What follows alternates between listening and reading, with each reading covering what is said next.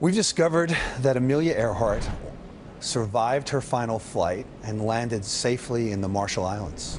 You're confident? We are very confident. Amelia Earhart, the legendary pilot who vanished in 1937 while attempting to fly around the world, has long stood at the center of one of history's greatest unsolved mysteries. But now, nearly 90 years later, that mystery may finally be unraveling.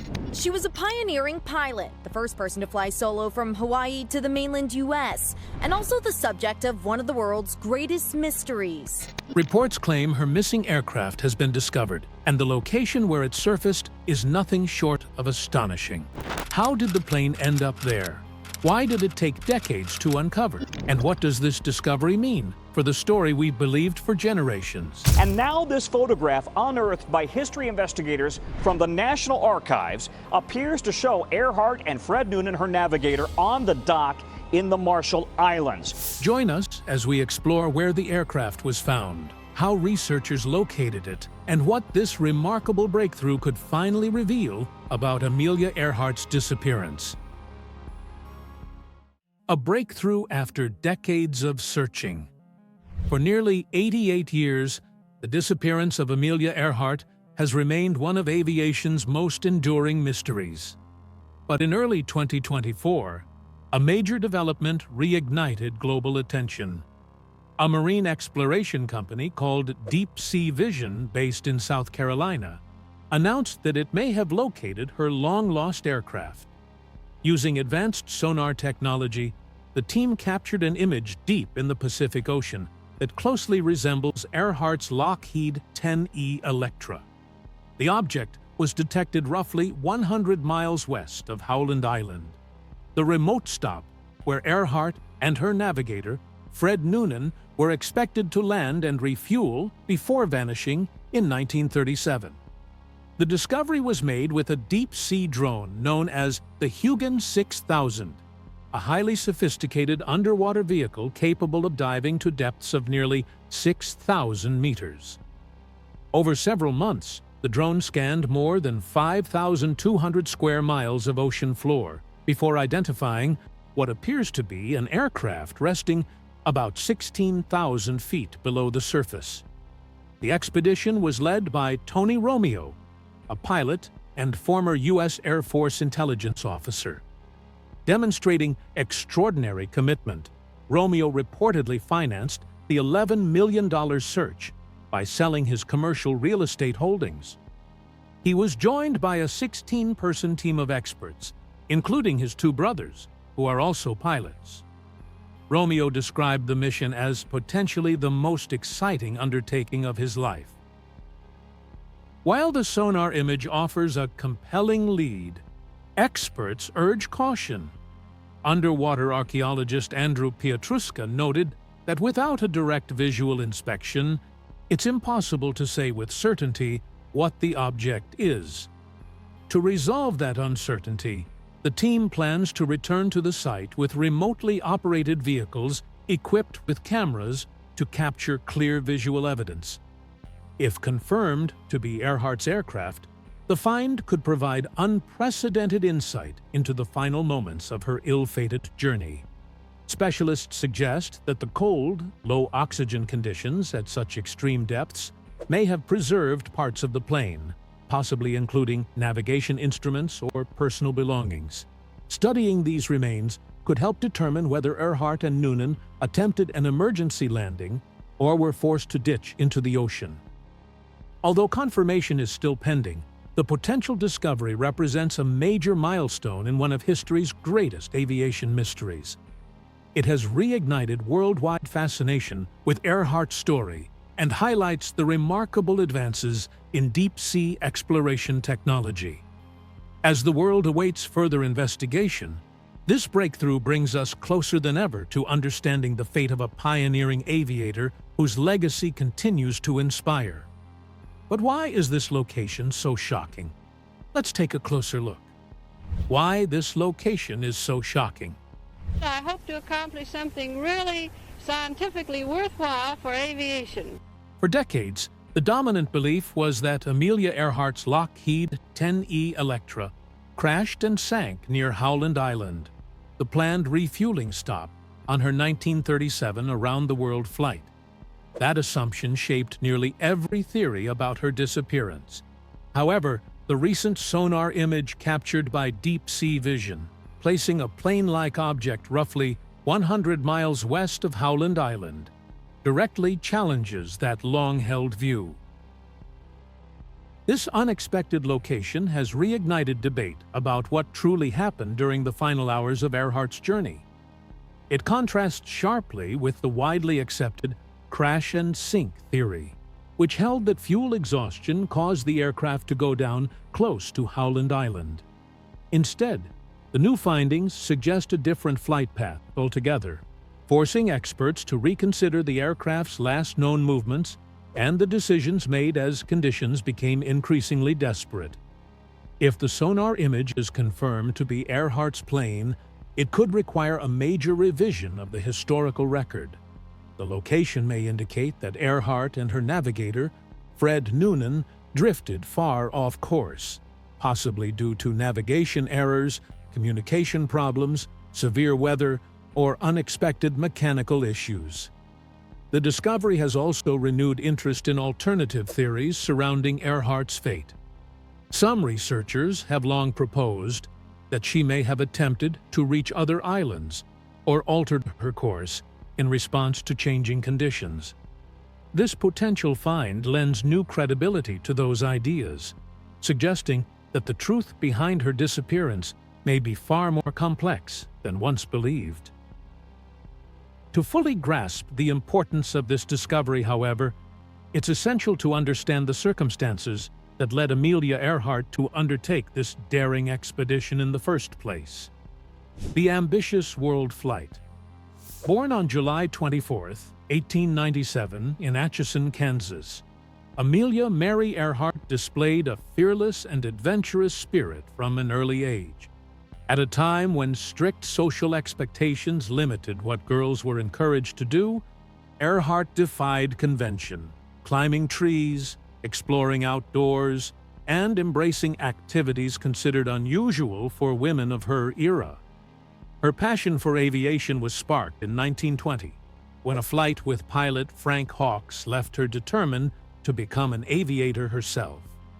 By 1921, Earhart had begun flying lessons under instructor Netta Snook, and soon after, she purchased her first aircraft, a Kinner Airster she affectionately named the Canary. Just a year later, in 1922, she set a women's altitude record by reaching 14,000 feet. These early achievements marked the beginning of a career defined by barriers broken and records rewritten. Amelia Earhart went on to accomplish a series of historic firsts. In 1928, she became the first woman to fly across the Atlantic Ocean as a passenger, but she refused to remain on the sidelines. In 1932, she made history again as the first woman, and only the second person after Charles Lindbergh, to complete a solo transatlantic flight.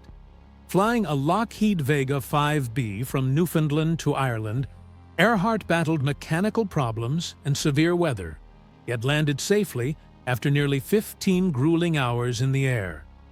In 1937, Earhart set her sights on her most ambitious challenge yet, circumnavigating the globe along the equator, a journey of roughly 29,000 miles.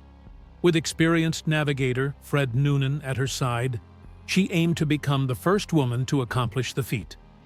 The journey began in Miami and carried them across South America, Africa, and Asia. Despite repeated technical issues and difficult weather, the pair pressed on, driven by determination and a shared spirit of exploration. On July 2, 1937, Earhart and Noonan embarked on the most dangerous leg of their journey, a 227 nautical mile flight from Lae, New Guinea, to the tiny and remote Howland Island in the Pacific Ocean. Although weather conditions initially appeared favorable, unexpected challenges soon emerged. Overcast skies and intermittent rain obscured the stars, rendering Noonan's primary method of celestial navigation ineffective. Strong, unanticipated headwinds of up to 10-12 miles per hour likely pushed the aircraft off course and caused fuel to be consumed faster than planned. Throughout the flight, Earhart made sporadic radio transmissions, many of them weak and distorted by static. At 7:42 a.m. local time, she reported to the U.S. Coast Guard cutter Itasca, stationed near Howland Island, that they believed they were close but could not see the island. She also reported low fuel levels and difficulty communicating by radio, noting they were flying at 1,000 feet. In response, the Itasca released thick black smoke to aid visual identification, but the Electra never appeared. Her final confirmed transmission came at 8:43 a.m., when Earhart stated they were flying along the line 157, 337 degrees and were moving north and south in an effort to locate the island. These messages suggest the aircraft was near Howland Island but unable to pinpoint its location, possibly due to navigational errors, communication failures, or equipment malfunctions.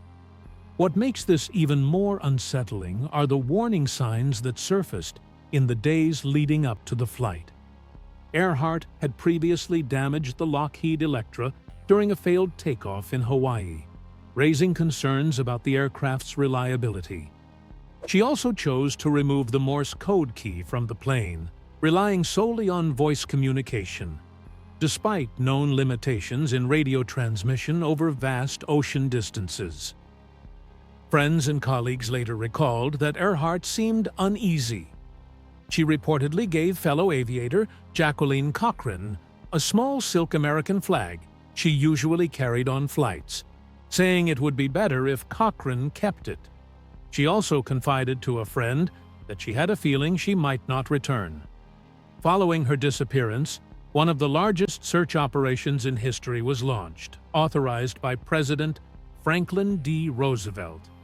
Despite covering more than 250,000 square miles of ocean and deploying numerous ships and aircraft, no trace of Earhart, Noonan, or the Electra was ever found.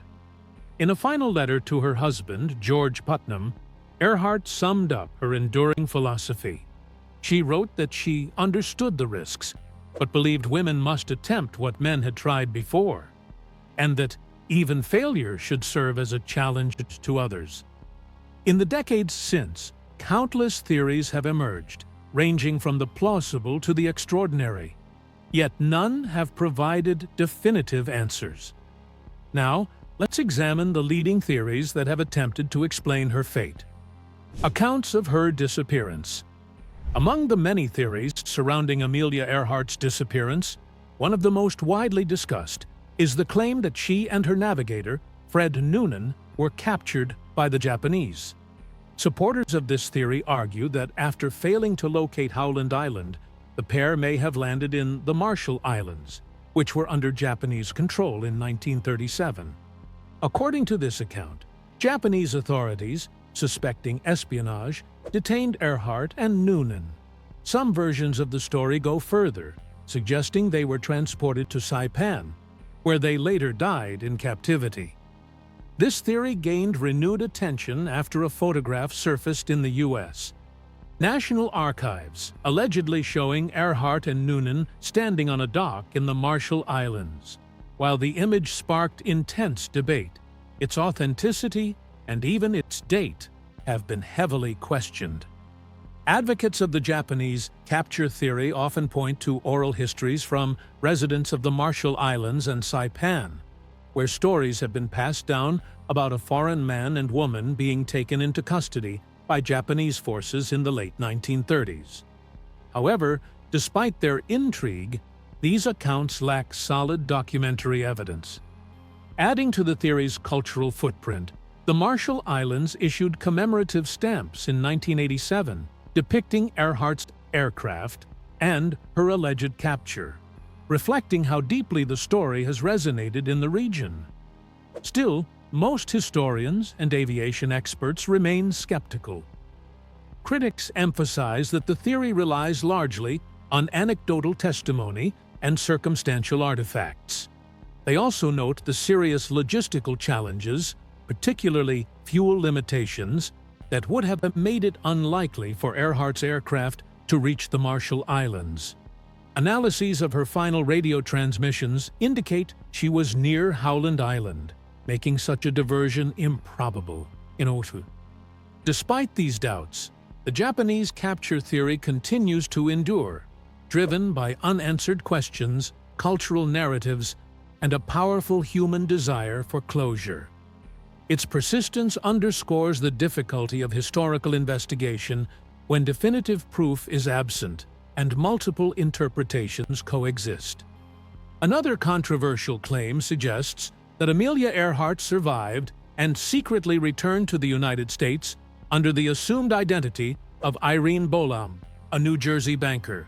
This idea was popularized by the 1970 book Amelia Earhart Lives by Joe Klaas, which proposed that Earhart, after allegedly being rescued from Japanese custody, chose a quiet life away from public attention. Irene Bolam firmly denied the accusation and successfully sued the publisher, leading to the book's withdrawal. Subsequent investigations, including photographic and biographical comparisons, have largely discredited this theory, confirming that Bolam was not Earhart. Yet another hypothesis proposes that Earhart may have turned back and attempted to reach Rabaul, an airfield on New Britain Island near Papua New Guinea. In 1945, Australian Army Corporal Donald Angus reported finding the remains of a wrecked aircraft deep in the jungle, roughly 40 miles southwest of Rabaul. He described it as an unpainted, twin-engine, all-metal plane resembling Earhart's Lockheed Electra. Although a map and notes referencing the wreckage were later discovered, follow-up searches failed to locate the aircraft, leaving the claim unverified. Expanding on the Nikumaroro castaway theory, some researchers suggest that after Earhart and Noonan died on the island, their remains may have been consumed or scattered by coconut crabs. These large land crabs are powerful scavengers capable of breaking bones, potentially destroying physical evidence, and complicating recovery efforts. At the far edges of speculation lie the most fantastical theories. Claims that Earhart was abducted by extraterrestrials or rescued by a mythical underground civilization known as Agartha. These ideas, unsupported by credible evidence, stem largely from science fiction and conspiracy culture. One such theory even suggested that advanced teleportation technology was used to save Earhart before her plane crashed, explaining the absence of wreckage. While many of these theories stretch credibility, recent developments, particularly the research led by Tony Romeo, have brought renewed focus to evidence grounded in modern technology rather than speculation.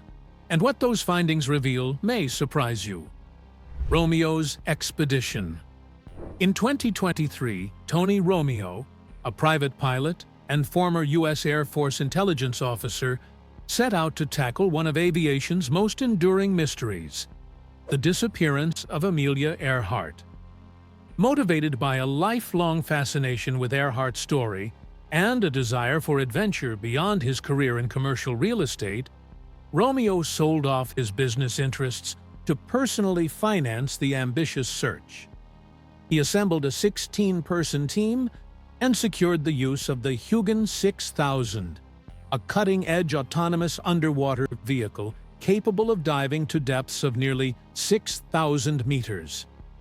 In September 2023, the Deep Sea Vision expedition departed from Kiribati, roughly 1,200 miles south of Hawaii, with the goal of scanning the ocean floor near Howland Island, Earhart's last intended refueling stop. Over the course of 90 days, the team systematically surveyed more than 5,200 square miles of the Pacific seabed. Each deployment of the Hugin 6000 lasted almost 2 days and collected several terabytes of sonar data. To maximize coverage, the team modified the vehicle's side-scan sonar to sweep areas nearly 1,600 meters wide, far beyond the standard 450 meters, allowing them to search vast regions with unprecedented efficiency. In December 2023, while reviewing the sonar data, the team identified a blurred, yellow-toned outline that appeared to resemble an aircraft. Romeo publicly expressed his excitement, saying the team believed strongly that the target could be Amelia Earhart's plane. The sonar image seemed to display features consistent with the Lockheed 10E Electra, including its distinctive twin vertical stabilizers. Romeo also noted that the image suggested what looked like a controlled or gentle water landing, aligning with the belief that Earhart would have attempted to bring the aircraft down safely rather than crash. He explained that the aircraft-like signature seen in the sonar reinforced that long-held assumption. Plans were soon made to return to the site with an operational camera mounted on the underwater vehicle to obtain definitive visual confirmation. In November 2024, Deep Sea Vision revisited the location and deployed the AUV directly over the anomaly. This time, high-resolution imagery revealed a disappointing truth. The object was not an aircraft, but a naturally formed rock structure. Reacting to the revelation, Romeo described it as the cruelest formation ever created by nature, remarking that it looked almost as if the rocks had been deliberately arranged to resemble Earhart's plane and mislead those searching for her. Despite the setback, Romeo and his team have not abandoned the search. Since then, they have examined more than 1,000 additional square miles of ocean floor, expanding their total surveyed area to at least 7,700 square miles. Emphasizing perseverance, Romeo has stated that the mission will continue. The team plans to return for further exploration, holding on to the hope that sustained effort and advancing technology will one day provide definitive answers to the mystery of Amelia Earhart's disappearance. Two mysteries, decades apart. The disappearances of Amelia Earhart in 1937 and Malaysia Airlines flight MH370 in 2014 remain two of the most baffling mysteries in aviation history. Though separated by nearly 8 decades, the two cases share striking similarities: sudden loss of contact, enormous and unforgiving search areas, and a global quest for answers that continues to this day. When flight MH370 vanished in 2014, it triggered one of the largest and most expensive search efforts ever undertaken. Led by the Australian Transport Safety Bureau, the operation unfolded in multiple phases, including detailed bathymetric surveys to map the ocean floor and deep-sea searches using side-scan sonar and autonomous underwater vehicles. More than 200,000 square kilometers of the southern Indian Ocean were carefully examined. Despite years of effort, only scattered debris was recovered, and the main wreckage has never been found. The official search has since been suspended, but the mystery remains unresolved. Both investigations relied heavily on cutting-edge technology to confront the challenges of deep-sea exploration. In the search for Earhart, the Huygens 6000 AUV provided high-resolution sonar images of the Pacific Ocean floor.